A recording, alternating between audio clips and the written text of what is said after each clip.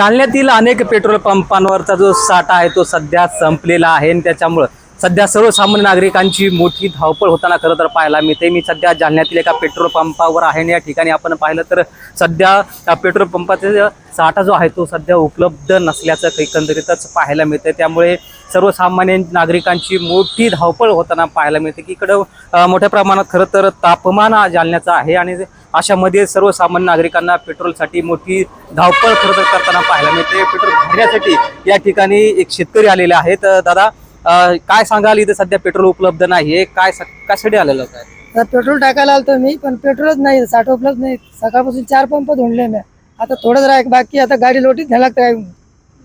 आता काय भाजीपाला तर काही भाव नाही, इकडे पेट्रोलचे जर खूप वाढायले।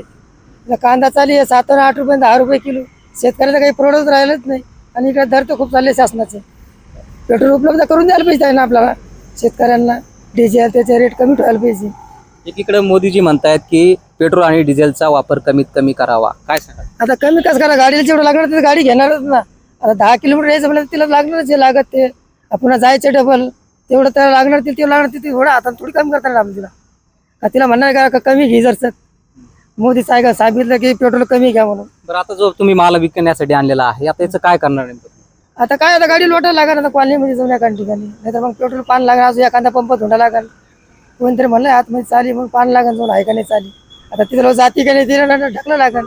आता 2 रिक्षावाले ढकले तिथे, तुम्ही तर बघितलं आता। बरं, काय मागणी काय आहे सरकारकडे आता? भाव स्थिर ठेवायला पाहिजे पेट्रोलचे, कारण की आमच्या मालाला कुठे भाव नाही आणि पेट्रोलचे दर खूप चालले, शासनाची महागाई खूप वाढली, महागाई कमी करायला पाहिजे।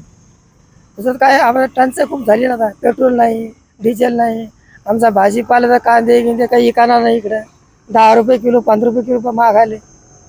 भाव स्थिर ठेवायला पाहिजे पेट्रोल डिझेलचे, दुसरं काही नाही, आमचं म्हणणं काहीच नाही। एकूणच आपण पाहिलं तर जालन्यामध्ये अनेक पेट्रोल पंपांवरचा जो पेट्रोल आणि डिझेलचा साठा जो आहे तो संपलेला आहे आणि त्यामुळे जे सर्वसामान्य नागरिक आहेत, शेतकरी आहेत, त्याचबरोबर जे मशागतीचे काम आहे त्यासाठी देखील शेतकरी सध्या डिझेलसाठी मोठी धावपळ करताना खरं तर पाहायला मिळत आहे। कुठेतरी जे पेट्रोल आणि डिझेल साठा लवकरात लवकर उपलब्ध करून द्यावा अशी मागणी काहीशी आता या शेतकरी वर्गातून केली जात असल्याचं पाहायला मिळत आहे। अजय गाढे, LS मराठी, जालना।